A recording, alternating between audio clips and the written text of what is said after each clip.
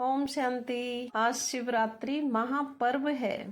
पूरे भारत के अंदर शिवरात्रि का महोत्सव बड़े ही धूमधाम से चारों तरफ मनाया जा रहा है। तो शिवरात्रि, शिव के पीछे रात्रि शब्द क्यों लगाया है, क्या इस रहस्य को हम जानते हैं? तो आइए आज शिवरात्रि के रहस्य को जानें। शिव के पीछे रात्रि का रहस्य, रात्रि शब्द इसीलिए लगाया है कि जब इस सृष्टि पर अज्ञानता की रात्रि छा जाती है, तो जब इस सृष्टि पर अज्ञानता का अंधकार छा जाता है, हर मनुष्य दर-बदर भटक जाता है, तब इस धरा पर शिव पिता अवतरित होते हैं। परकाया प्रवेश कर हमें शिवरात्रि का रहस्य समझाते हैं।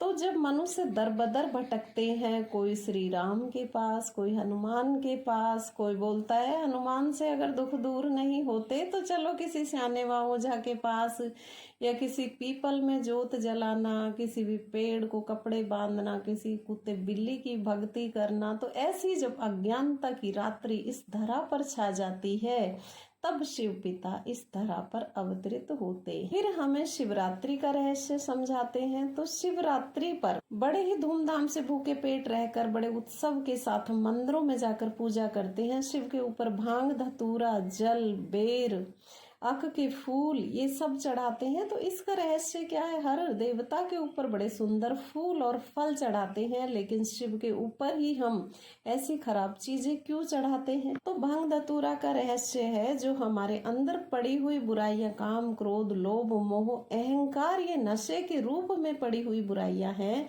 इन बुराइयों को पिता परमात्मा शिव के ऊपर अर्पण कर दो।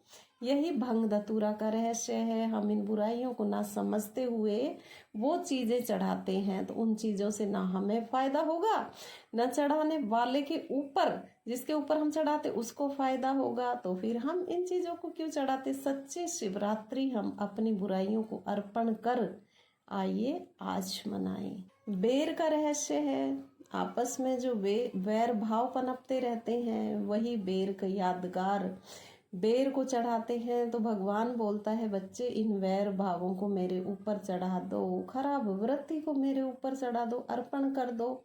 फिर चढ़ाते हैं दूब। तो दूब का रहस्य, जिस तरह से दूब घास बड़े तेजी से फैलती है, तीव्र गति से फैलती, उसी तरह से बुराइयां भी बड़े तीव्र गति से फैलती हैं। भगवान बोलता है, अब दुखों की लेन देन बंद करो, खुशियां ही खुशियां चारों तरफ फैलाओ। तो जब हम ऐसी सच्ची शिवरात्रि मनाते हैं, अपनी बुराइयों को परमात्मा पर अर्पण करते हैं, तो हमारा जीवन बहुत सुंदर निखर कर आता है।